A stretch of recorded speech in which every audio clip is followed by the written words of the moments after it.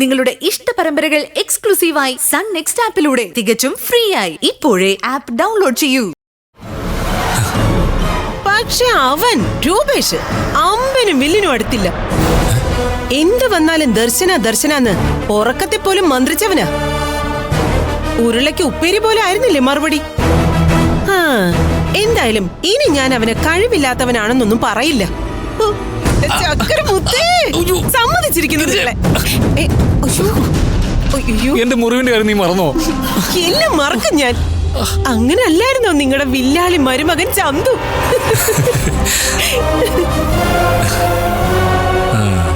നിനക്കുള്ള സമ്മാനം ഇതാണ് ദർശന. ഈ നാണക്കേട്, വേദന, ജീവിതകാലം മുഴുവൻ വേട്ടയാടണം. വേട്ടയാടും. അവളുടെ തല ഇനി എങ്ങനെ പൊങ്ങാനാ? അപ്പോ ലോട്ടറി 2. ദർശന വീട്ടിൽ നിന്ന് എന്നേക്കുമായി പടിയിറങ്ങും. മരുവത്തൂരിന് അങ്ങനെ ഒരു അവകാശം ഉണ്ടാവില്ല. നമുക്ക് ഭാവിയിലെ ശ്രേയയെ രൂപേഷിനെ കൊണ്ട് കെട്ടിക്കാം.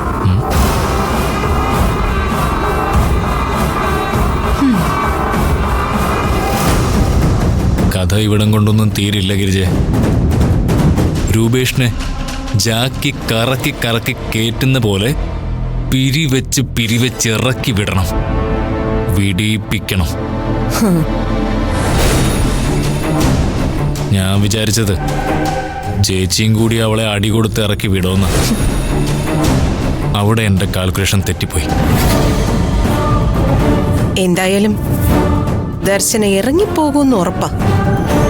ഇന്ന് തന്നെ പോകുന്നായി എന്റെ പേടി. അങ്ങനെ അവള് പോവരുത്. എലിയെ അടിച്ചടിച്ച് വാലിൽ തൂക്കിയെടുത്ത് പറമ്പിൽ കൊണ്ട് കളയണം. എല്ലാരും കൂടി അങ്ങോട്ട് തട്ടി ഇങ്ങോട്ട് തട്ടി. ഓ, എനിക്കത് ഓർക്കാൻ കൂടി വയ്യ. പവിയേട്ടാ, ഞാൻ അവളുടെ കവിളിലെ ചെരുപ്പൂരി 2 അടി സ്പെഷ്യലായിട്ട് കൊടുക്കും. അല്ലെങ്കിൽ അത് വേണ്ട, ചൂലെടുത്ത് ഹാളിൽ നേരത്തെ വെച്ചേക്കണം. എല്ലാവരും കൂടെ പവിയേട്ടന്റെ വക, എതിയേട്ടന്റെ വക, രഞ്ജിനി, ഞാൻ, നമ്മുടെ പിള്ളേര്, ഓ എല്ലാവരെയും കൊണ്ട് നല്ല ഡോസ് കൊടുപ്പിക്കണം. ഏറ്റവും ഒടുവിൽ ചൂലെടുത്ത് പടപടാന്ന് 2 അടി.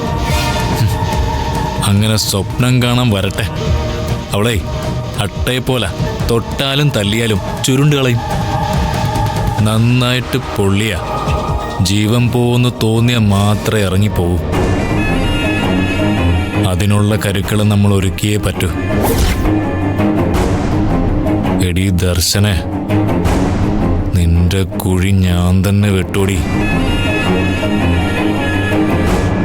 ഞാൻ അന്നേ പറഞ്ഞില്ലേ, IPS പരീക്ഷ ദർശന എഴുതിയില്ലെങ്കിൽ അതിനൊരു കാരണം ഉണ്ടാവുന്നു. ദർശന IPS സ്വപ്നം കണ്ടതുപോലെ തന്നെയാ രൂപേഷിന് കുഞ്ഞു വേണോന്നുള്ളൊരു മോഹവും. അങ്ങനെ കാത്തിരുന്നപ്പോഴാ അവൾ ഒരിക്കലും പ്രസവിക്കില്ല എന്നറിഞ്ഞത്. അന്നവൾ പരീക്ഷ എഴുതാതിരുന്നത് പോലും ഇക്കാര്യം കൊണ്ടല്ലേ. ഇത്രയും നാൾ അവളീ വീട്ടില് കിരീടവും വെച്ച് എല്ലാരും ഭരിച്ചു നടന്നവളല്ലേ. ഇപ്പൊ അടുക്കള പണിയിൽ ഒതുങ്ങി. പിന്നെ പ്രസവിക്കാത്ത പെണ്ണൊരു പെണ്ണാണോ? രൂപേഷ് അവളെ അടിച്ചിറക്കിയതില് ഒരു തെറ്റുമില്ല. അവനെ ഇപ്പോഴാ എനിക്കൊരാണായിട്ട് തോന്നിയത്.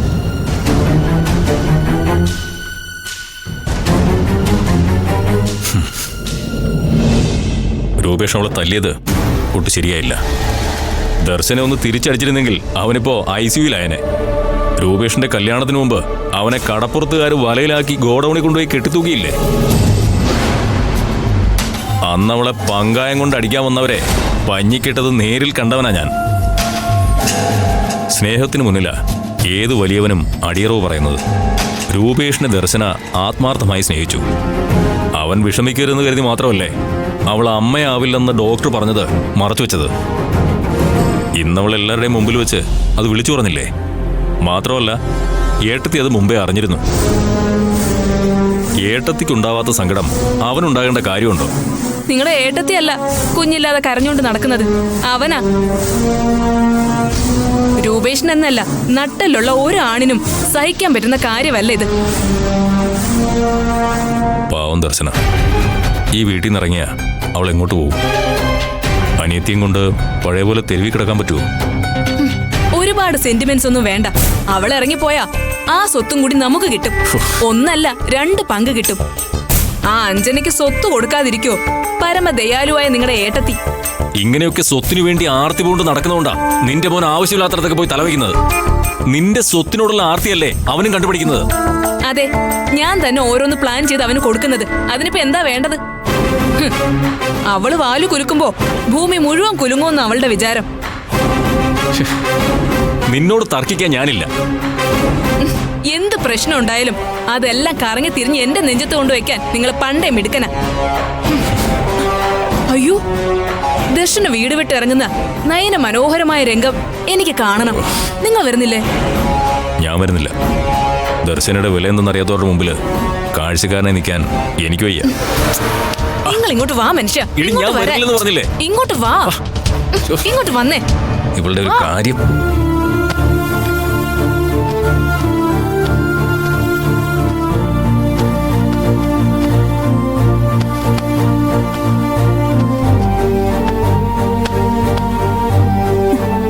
അമ്മയുടെ വീട്ടിൽ നമ്മൾ ഇറങ്ങുമ്പോ ആകെ ഉണ്ടായിരുന്നത് നിനക്കൊരു 2 ജോഡിയും എനിക്ക് 3 ജോഡിയും.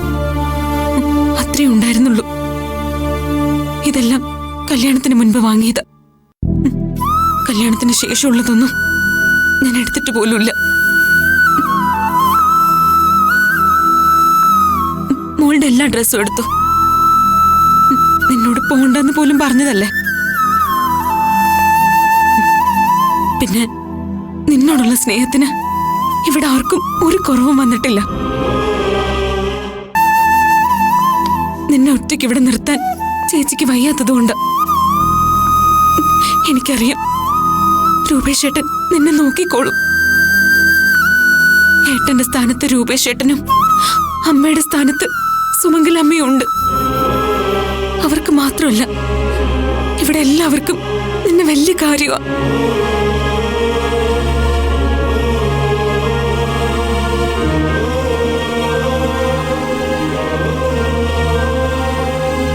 അതെനിക്കറിയാം. അല്ലെങ്കിലും നിന്നെ ഇവിടെ നിർത്തിയിട്ട് ഞാൻ പോവില്ല. ഇനിയെങ്കിലും നിന്റെ കാര്യത്തിൽ എനിക്ക് കുറച്ചുകൂടി ശ്രദ്ധിക്കണം. അമ്മായിയുടെ വീട്ടിൽ നമ്മൾ ഇറങ്ങുമ്പോ എനിക്ക് നീ മാത്രമേ ഉണ്ടായിരുന്നുള്ളൂ. പക്ഷെ ഇവിടെ വന്നപ്പോ എല്ലാവരും എന്റെ ആരൊക്കെയോ ആണെന്ന് തോന്നിപ്പോയി. കൊച്ചുമുതലാളിയുടെ ഭാര്യയായി, മരുവത്തൂരിന്റെ മരുമകളായി, പിന്നെ ഞാൻ ശരിക്കും ഈ വീട്ടിലെ വെറും അംഗമല്ല, എല്ലാവരുടെ എല്ലാമായി. ഞാൻ എന്നെ തന്നെ മറന്നു. നകുലന്റെ നിമ്മയുടെയും മോളാണെന്ന് പോലും മറന്നുപോയി. നിനക്ക് ഞാൻ മാത്രമേ ഉള്ളൂ. നിന്റെ കാര്യത്തിൽ പോലും ഞാൻ കുറച്ചൊക്കെ മാറി നിന്നില്ലെന്ന് എനിക്ക് സംശയമുണ്ട്.